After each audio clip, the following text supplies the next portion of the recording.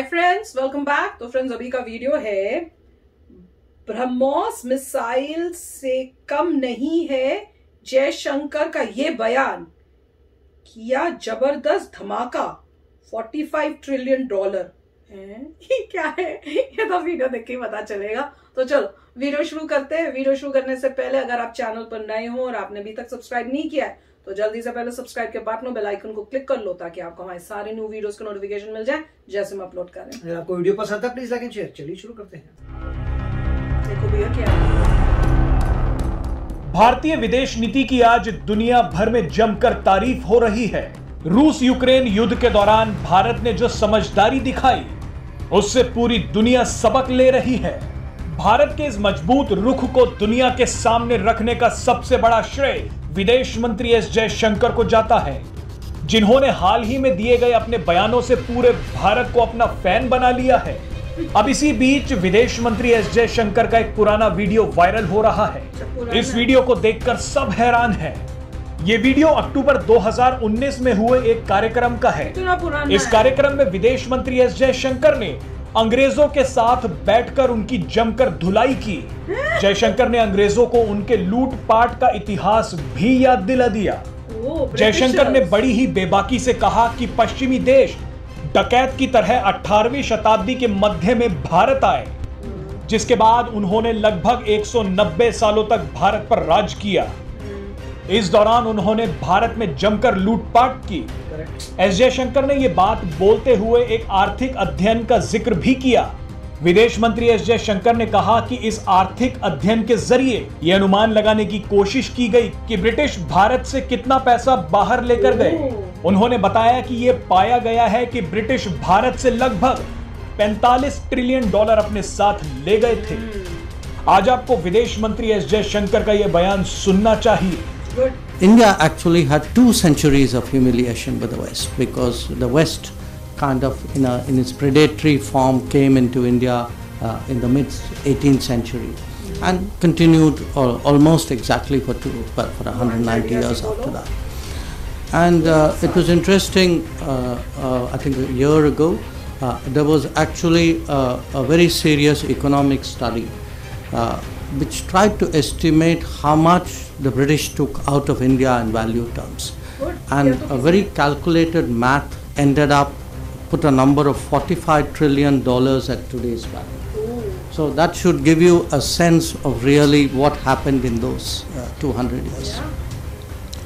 So while we will speak of all the things we shared today, the reality also is that the history of India and the West is also a history of really of famine, of slavery, of opium trade. So there is a very dark side to all of this.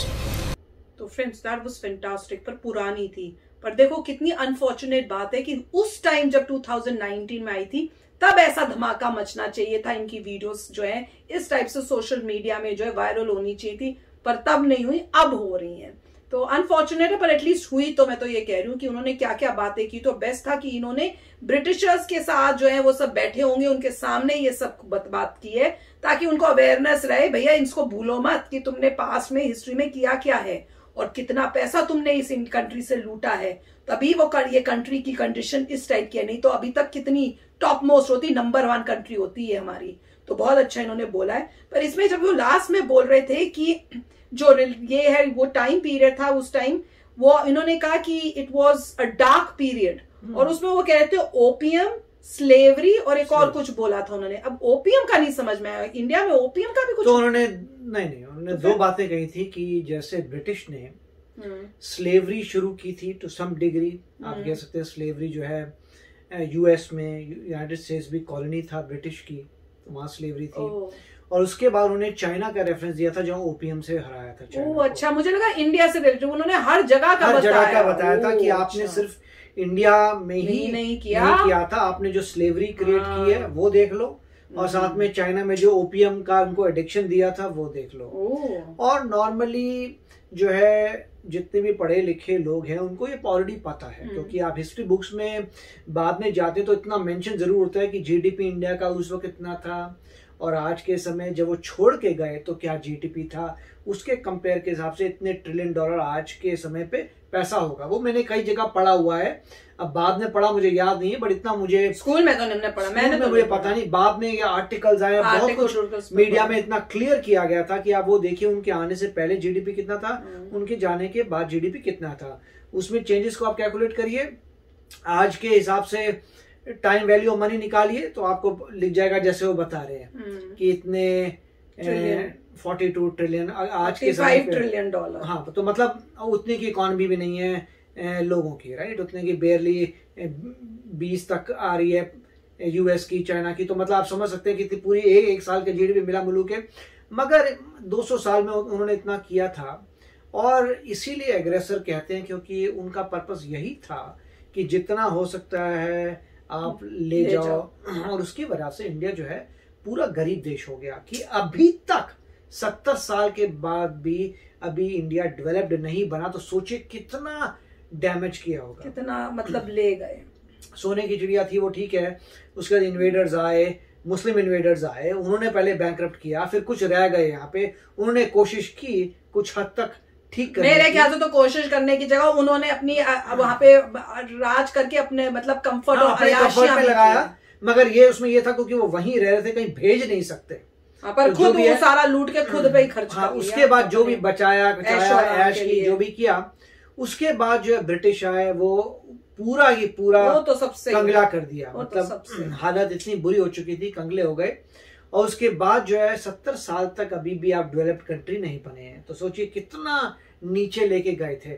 और इतने सालों में, इसीलिए आप देखें कि जो 1000 साल है, 200 ले लो उनके मुगलों के, उससे पहले दिल्ली सल्तनत के, पूरे मिला मुलू के 800 1000 ले लो आप, उसमें कोई इन्वेंशन नहीं हुई, कोई ग्रेटनेस नहीं हुई, कोई बड़ी बड़ी किताबें नहीं लिखी गई, ग्रेटनेस क्रिएट नहीं हुई, टेक्नोलॉजी में आगे नहीं गई, कुछ नहीं हुआ, सब ठप हो गया।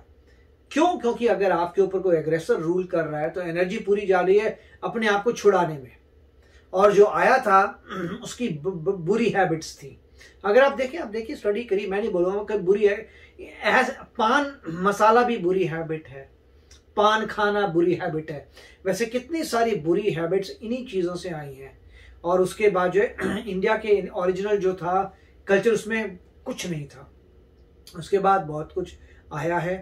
और अब देखिए बुरा बहुत कुछ बुरी एलिमेंट्स आए हैं, बैंकरप्सी हो गई, गरीबी आ गई, अभी तक उससे बाहर नहीं आए। तो बहुत अच्छी बात है कि उन्होंने बताया, मगर ये कोई छुपी हुई बात नहीं है। जो लोग आ रहे हैं उनको भी पता है कि अगर आप जो भी आ रहा है अगर उसको पढ़ा लिखा है तो आजकल ये काफी नोन फैक्ट है कि ब्रिटिश ने बहुत हद तक बैंकरप्सी क्रिएट की थी। पर इम्पोर्टेंट है बताना, बोलना, नहीं तो लोग जो है भूल जाते हैं, उनको याद दिलाना जरूरी है कि भैया ये हुआ है। ऐसी मत सोचो कि हमारी कंट्री जो है, और हिस्ट्री की बुक्स जो है, हिस्ट्री की बुक्स जो है इतनी गड़बड़ है हमारे जमाने की कि उन्होंने ये नहीं समझाया आपको कि आप ग्रेट हैं, सिर्फ आप पे ये सब प्रॉब्लम्स आई हैं और दोबारा ग्रेटनेस आएगी, वो पूरे नेगेटिव वे से हर चीज को दिखाते। तो मेरे ख्याल से मोदी जी यही चेंज कर रहे हैं कि ये सब गलत मलत है, अपने दिखाओ कि तुमने कैसे स्ट्रगल की, तुमने कैसे वापस सब कुछ मोटिवेट करना चाहिए आजकल के बच्चों को कि अब तुमने कंट्री को आगे बढ़ाना है, उस टाइप की बुक्स बननी चाहिए। इसीलिए जो है सुभाष चंद्र बोस की तरफ लोग जाते हैं कि हम खुद ही फाइट कर लेंगे। होता है, पर मजेदार था, अच्छा था। ऐसी इनकी काफी स्पीचेस होनी चाहिए और अब और बोलनी चाहिए, क्योंकि अब जो सोशल मीडिया ना वो उसको ज्यादा पॉपुलराइज करता है। तो दिस वाज अमेजिंग। तो चलो फ्रेंड्स, चलते हैं, मिलेंगे नेक्स्ट वीडियो में बहुत ही जल्द। Till then take care and bye bye. तो अगर आप मेरे इस चैनल पे नए हो तो जल्दी से सब्सक्राइब के बटन को हिट करो और बेल आइकन को क्लिक करो, ताकि आपको मेरा जब नया वीडियो मैं लगाऊं आपको उसके बारे में जल्दी से पता चल जाए।